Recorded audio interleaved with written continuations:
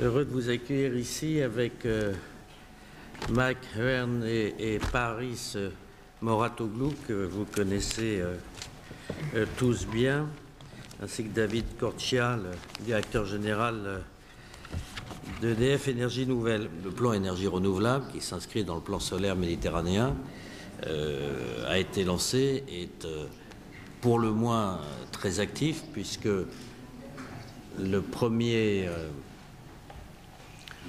on a lancé les premiers appels à projets en matière de biomasse. Le premier, 300 MW, a été intégralement rempli. Le deuxième, intégralement rempli. On travaille sur le troisième.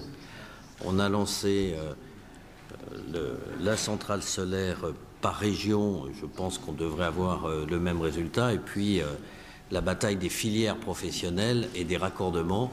Nous raccordons actuellement, mensuellement, donc je parle des particuliers et des professionnels, 8 fois plus que le même mois il y a 3 ans. Nos ambitions, dans ce domaine, c'est fois 400 d'ici 2020. La croissance verte, c'est de l'emploi effectif réellement en France. Donc aujourd'hui, il s'agit d'un accord privé, d'entreprise à entreprise.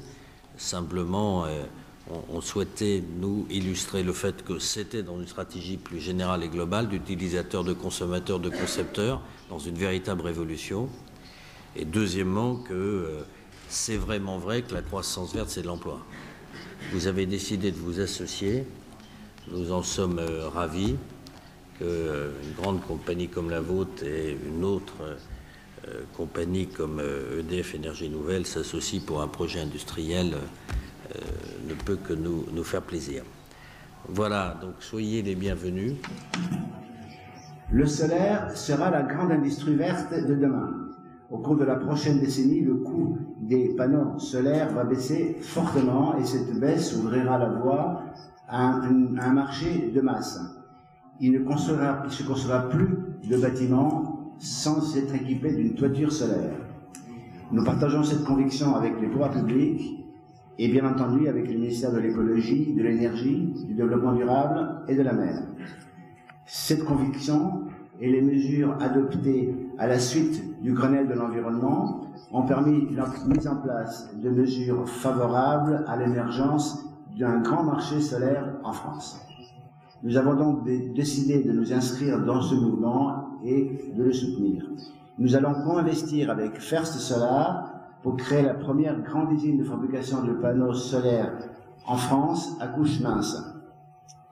First Solar est le plus grand fabricant mondial de panneaux solaires et il est aussi le leader incontesté d'une technologie de pointe.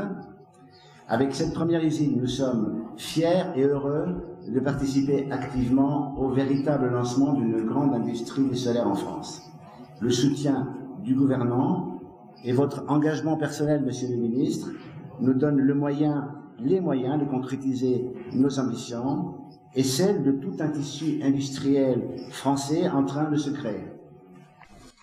Well, thank you very much. It's a true pleasure to be here today and to announce this exciting project. This will be a key milestone in the life of First Solar and also, we hope, a very significant inflection point for the French solar market. Well, First Solar's mission, its purpose as a company, is to expand solar markets to the point that solar can become an important part of the low-carbon energy infrastructure that we're all moving toward over the next several decades.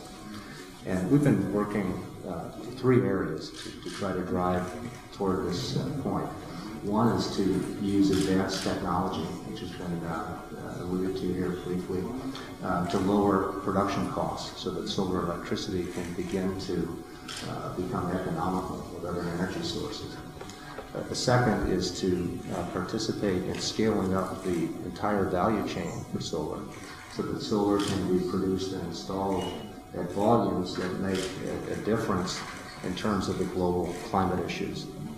The third has been sustainability, building an entire life cycle from raw materials through product, through end of life, that if you look at a solar system, a generation system, the system will generate 25 times or more the amount of energy required through that entire life cycle.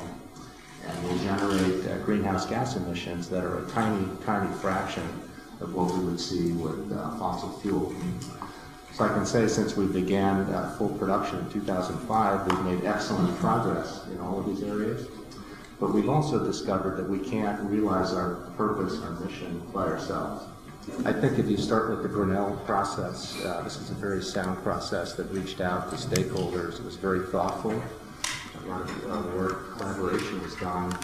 So the end results, I think, are trustworthy because the process itself was appropriate, had a lot of integrity. The feed-in tariff, which is a policy tool for incentivizing demand for solar, we think is ideal, the way it's structured in France, to allow solar companies to reach scale and to attract investment and collaborators and operate efficiently. So we think the right policy tool has been used. There is a 5.4 gigawatt objective that's been set for solar in France, which we think is an excellent starting point. And the broader objectives through Grinnell 1, the 23% renewable energy target by 2020, and the 20% energy greenhouse gas reduction by 2020, set a framework that suggests that there are broader opportunities for solar and other renewables over a long-term basis.